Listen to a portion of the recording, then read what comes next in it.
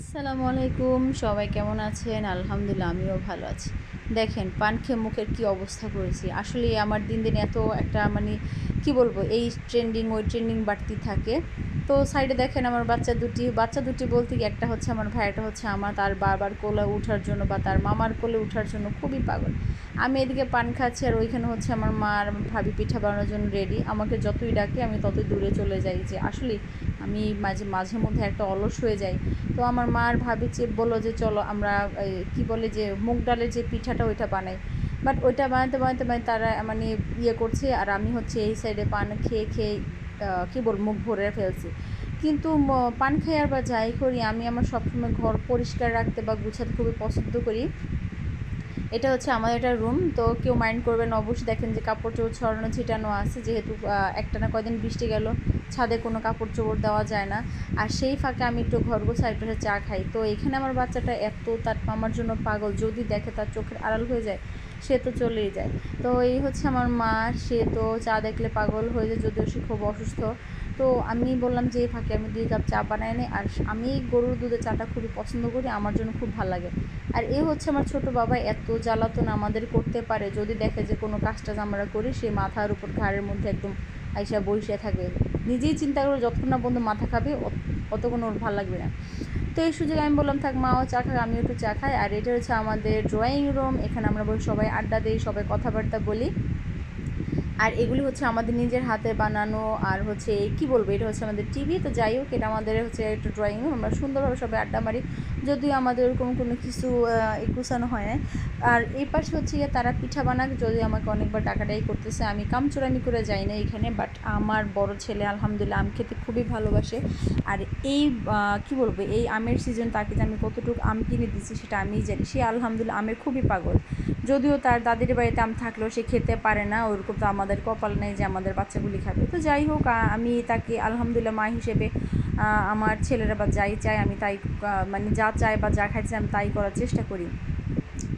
আর কথাই আছে যে গাছে কাঁঠাল গোঁফে তেল, মানুষের যতই থাকুক নিজের যা আছে তাই সবচেয়ে বড় জিনিস। যেহেতু আমার বাচ্চা, আর সবসময় একটা বাচ্চা চিন্তা করে তার দাদের বাড়ি থেকে যে পাবে বা পাবে না, ওরকম কিন্তু কপাল সবার নিয়ে আসে নেই।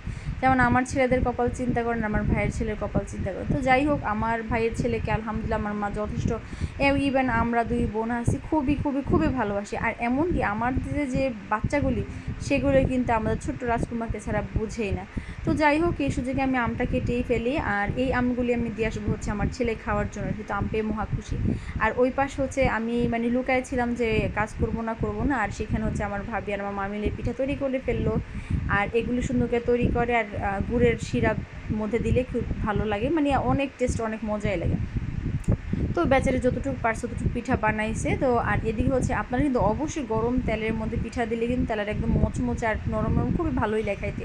আর যদি আপনার গুড়টা ঠান্ডা করে দেন, গুড় বললে কথা, গুড়টা কিন্তু একদম জমে যায়, ভালো লাগবে না। আর পিঠাগুলি আসলে কী বলবো, আমার মায়ের হাতের পিঠাগুলি এত, যেহেতু আমার মা এটা কাই করছে, খুবই মজা। কিন্তু আমি যতই চোরামি করতে যাই আমাকে তত চোরামি হয় না। তো অনেকখানি কাই বাইজা ছিল, আমার মা আমার কান টেনে এনে বলে যা পিঠাগুলি বানা। এখন কী করবো, নাচরবান্দা করতেই হবে।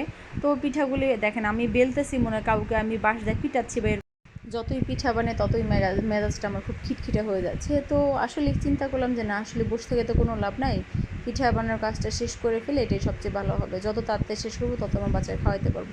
তো এরকম করতে করতে মোটামুটি আলহামদুলিল্লাহ আমার পিঠা বানানো শেষ। আর সর্বোপরি আমি সবার লাস্টে দেখাবো যে আমাদের সেই ঐতিহাসিক পিঠাগুলি বা আমার হাতের পিঠাগুলি কেমন হলো। আর আমার মা তো বারবার শুধু আমার ধুয়ে শুধুকে দেখাইছে, এমনি বানাবি না, অমনে বানাবে, অমনে বানাবে না, অমনে বানাবে। তো যাই হোক, ওরকম করতে করতে করতে করতে আমার মোটামুটি পিঠা আগায় গেল। আর নিজের ভিতরে এতটা জিদ লাগতেছে যে আমি যে কেন পিঠা বানাইতে বসলাম, একটু ভাব দেখায় যে আমিও পারি। তো আর কি করব, থাক, যা হওয়ার হয়ে গেছে। আর চিন্তা করতেছি যে কখন পিঠা বানানো শেষ হবে আর কখন আমি এখানে উঠে যাব। আর দেখেন আমি এখানে পিঠার কাইগুলি করতেছি বা রুটি বানাচ্ছি, মনে হয় যে কাউকে আমি বারদার পিটাচ্ছি। আর হচ্ছে কাজের মহিলা যে কাজ করে, মনে হয় আমি দ্বিতীয় কাজের মহিলা।